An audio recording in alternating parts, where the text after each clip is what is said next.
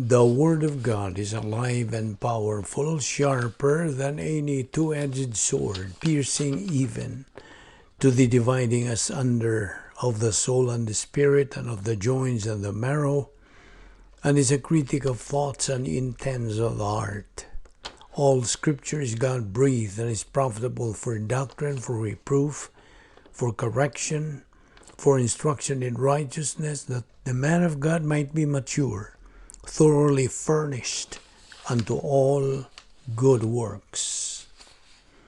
Mark 4:40, and he saith unto them, Why are ye so fearful?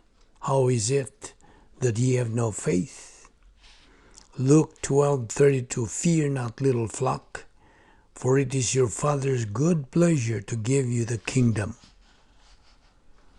2 Timothy 1:7, For God hath not given us the spirit of fear, but of power and of love and of a sound mind. Before we begin our Bible study, if you are a believer in the Lord Jesus Christ, be sure you have named your sins privately to God the Father. But if you have never personally believed in the Lord Jesus Christ as your Savior, the issue is not naming your sins. The issue is faith alone, in Christ alone. Therefore, let us pray.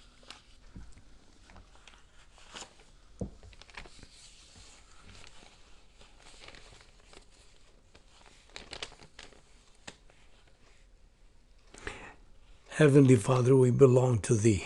In eternity past, You made full preparation for each one of us, in Your plan or in Your grace. There is no way, Father, that we can ever possibly escape what You have provided for us. Since the moment we exercised in a non-meritorious manner our appropriation of salvation, we have seen manifestations of Your faithfulness and Your love. There are many unseen areas in which we are not even familiar with how You have provided for us, and yet You have. For all of these things, we are totally grateful to You, and therefore, Father, we praise Thee for the wonderful privilege of studying Your precious Word and bringing us here once again, and that our life on this earth has meaning and purpose and definition. And whatever that comes our way, by way of pressure, a disaster, or difficulty, You have provided for everything perfectly. We accept then Your perfection. We accept Your provision. We accept Your faithfulness. We accept the fact that all things do work together for good.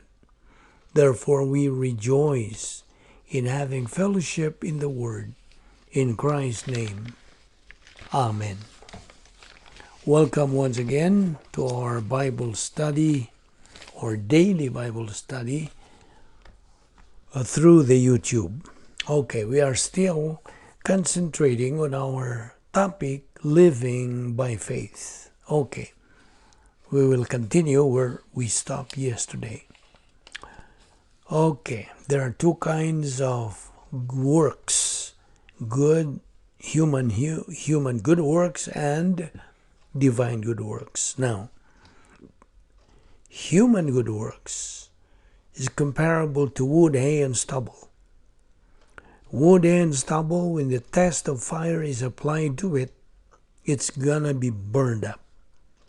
So what is left over for the basis of reward?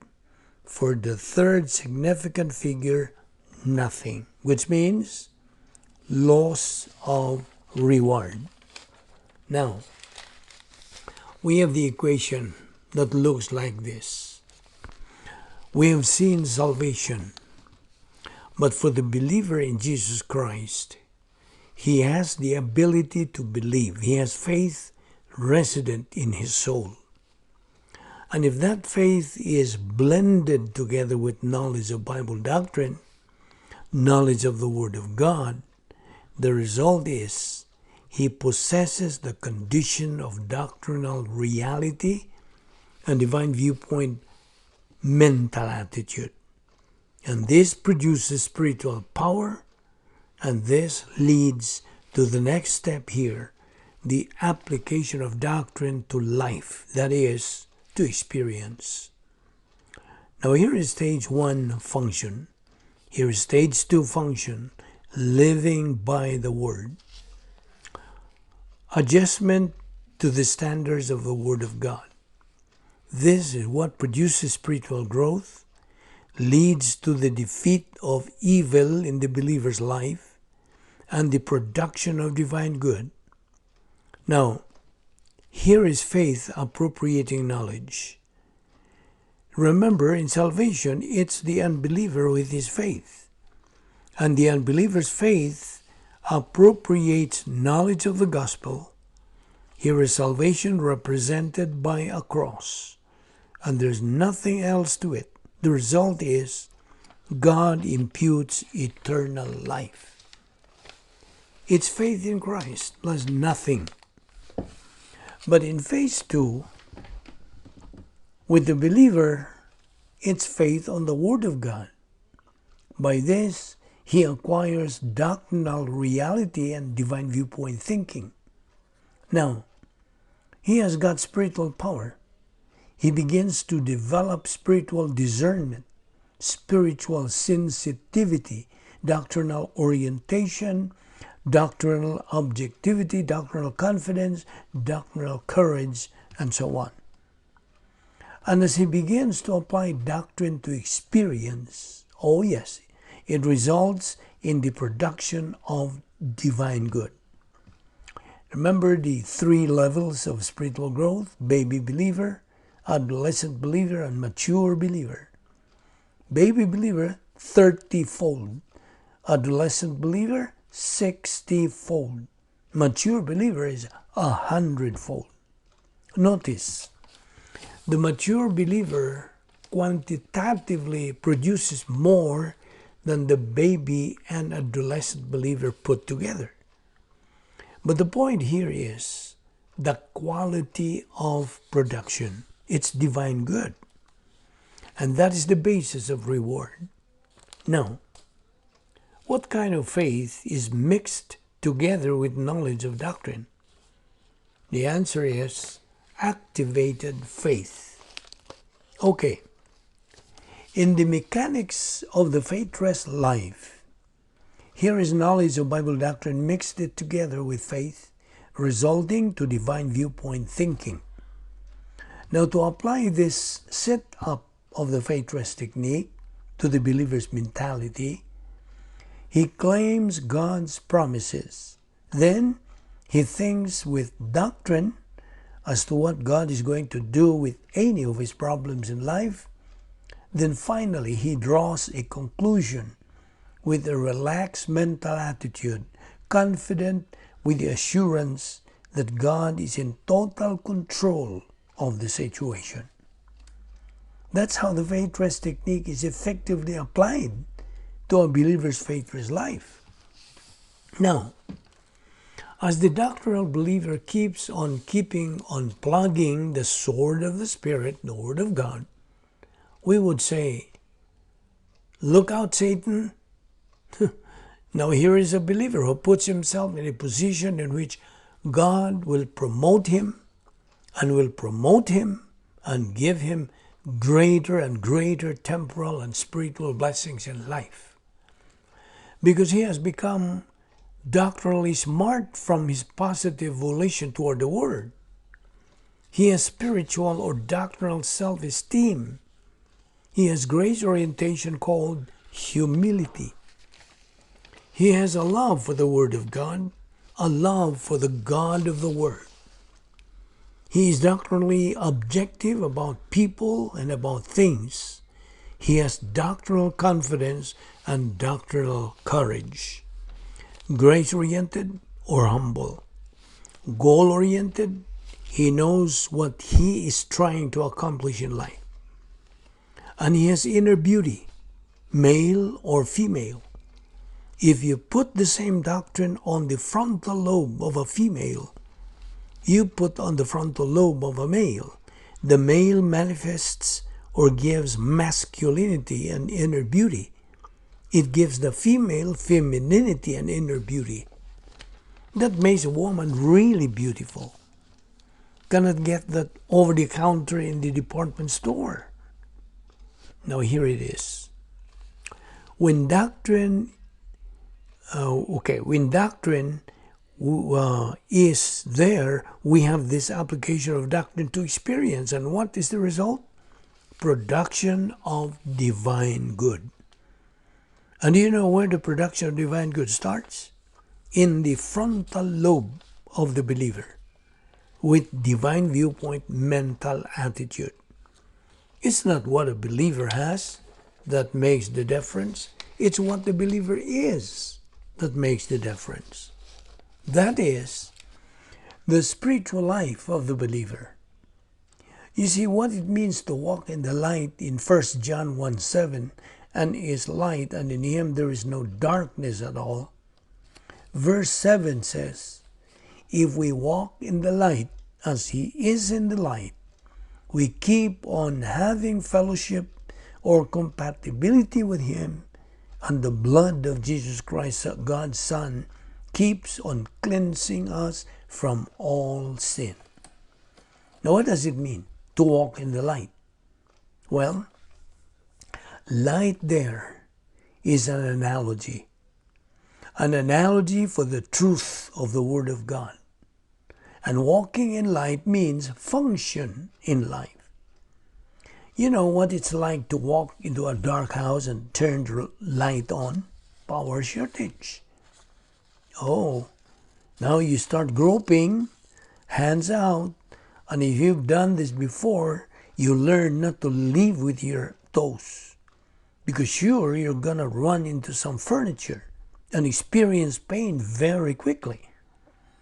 She moves slowly, and you know the outlet of the house, and you know just about the things are, but in the dark, you cannot see what you are doing. And if you get up in a place and you don't know what the terrain is, you are lost. Because the human eye is designed to function with the total electromagnetic spectrum we call the light wave spectrum. There's a little narrow range in there that God has designed to be received by the human eye. That is the kind of light we call visible light. And that's it. You see, this room, what room you are in, that room, and this room that I am in right now, at this moment, while we are having this discussion of the Word of God, this room is filled with all kinds of rays. Apo rays, beta rays, gamma rays, all kinds of radio rays, TV rays. You cannot see them, you cannot hear them, you cannot see the light rays. Your eyes are designed to receive light waves, and your ears and sound waves, and that's it. Divine design, right? So, to walk in the light is not physical. The light is spiritual, and it refers to the truth of the Word of God. The believer doesn't understand the truth of the Word of God. Categorical doctrine cannot walk in fellowship with God. He cannot do it. He can be sincere, and a lot of believers are, but sincerity without knowledge is called zeal with ignorance. It doesn't work.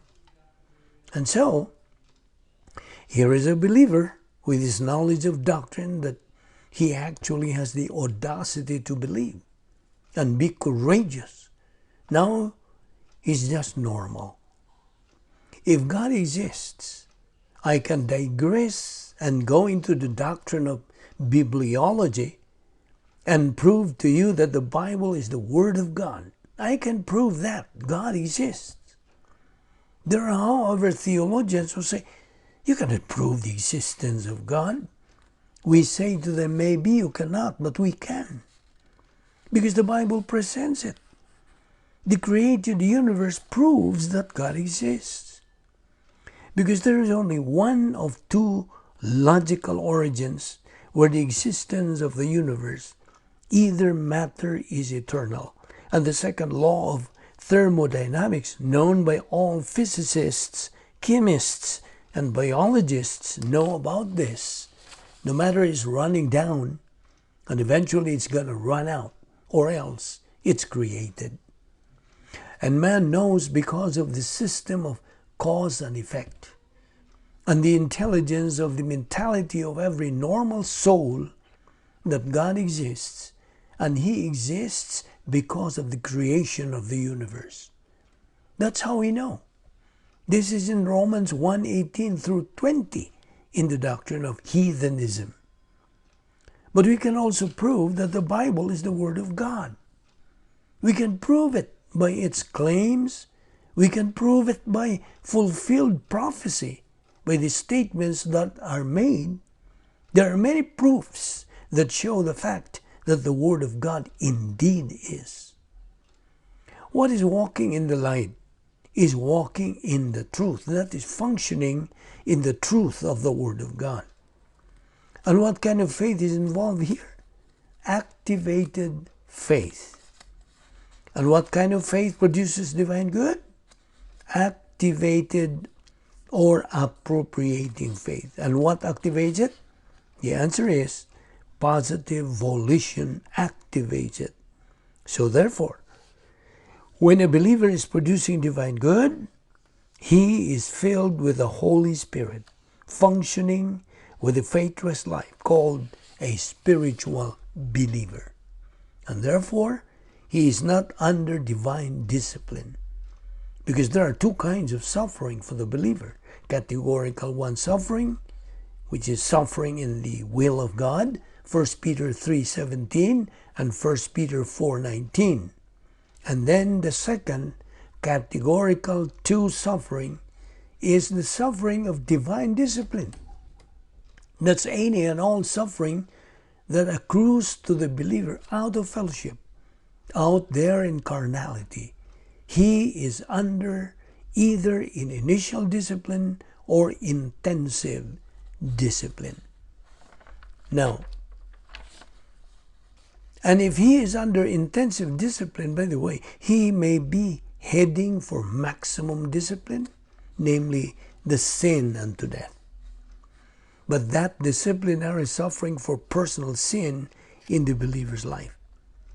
Category 1 suffering is suffering in which there is no personal sin in the believer's life.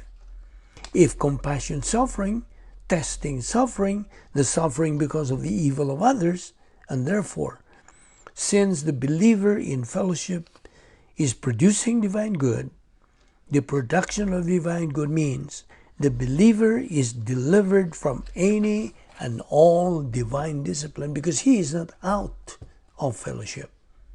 In other words, the believer in fellowship automatically produces divine good. He is therefore automatically not under any form of divine discipline and cannot be. And that's why activated faith in the faithless life produces divine good. And that production of divine good delivers the believer from divine discipline. We will discuss further tomorrow on this topic about living by faith. So we will end here today and we'll continue tomorrow. Let us pray. Father, we thank you for this opportunity once again of fellowshipping with you and your word. We pray that you will challenge and motivate us to these things that we have taken up. May God, the Holy Spirit, enlighten us all the time in our spiritual life. And may these things that we have taken up be a blessing to our life. This we ask in Christ's name. Amen.